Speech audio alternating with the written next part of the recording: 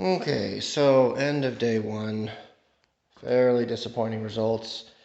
Pulled up flooring and found that there's a lot of vinyl and stuff like that that's underneath.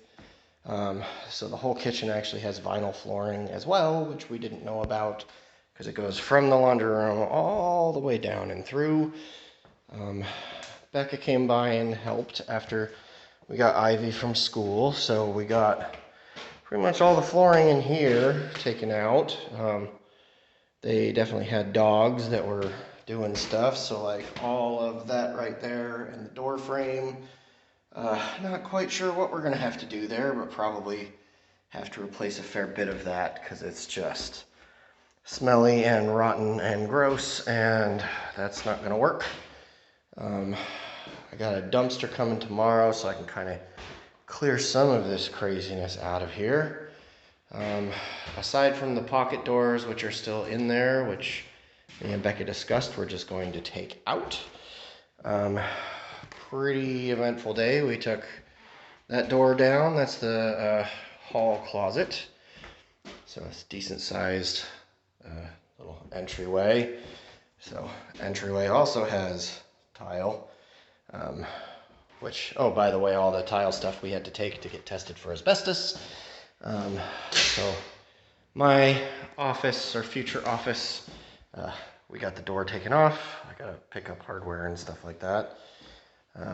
Bathroom, there's two different levels of tile. You can see the first one down there and the second one up there, and then they covered all of that with the planking. So I will have to eventually rip out all the flooring in here so that we can replace that. Flooring will probably, Becca's future office. We took all the doors that were down on the floor out, and we took the main door out so we can get in there and do what we have to do, ripping up floors. Master bedroom with the door removed, which we found had a creepy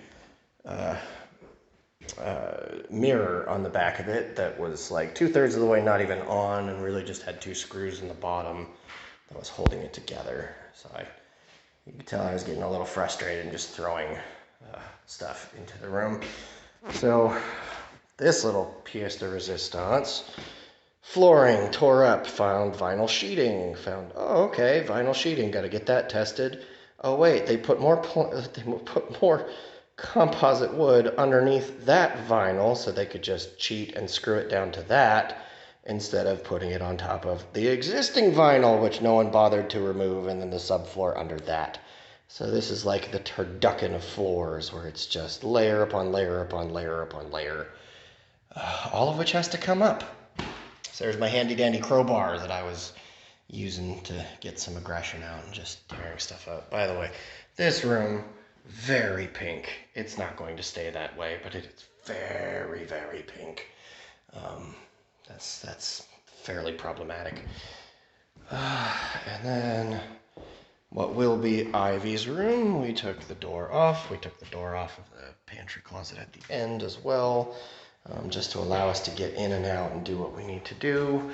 I think Ivy brought this in from one of the other places because she was just having fun showing Grandma and Grandpa off the house.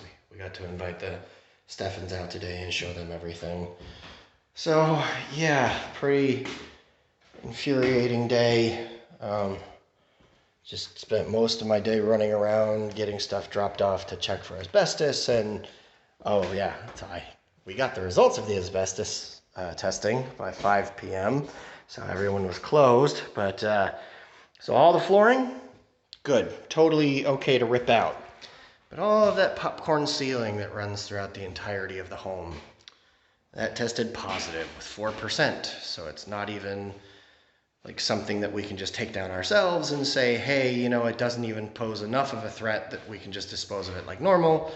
No, we get to call a company in to come and do asbestos abatement to take it all down safely and prove to the state that we did it. So that's wonderful. It's, again, infuriating day. I ran the shop vac in here a little bit because I was just tearing stuff up and some dirt and junk had gotten in here, so I wanted to make sure Yeah, there's one of my testing sites. There's the other testing site.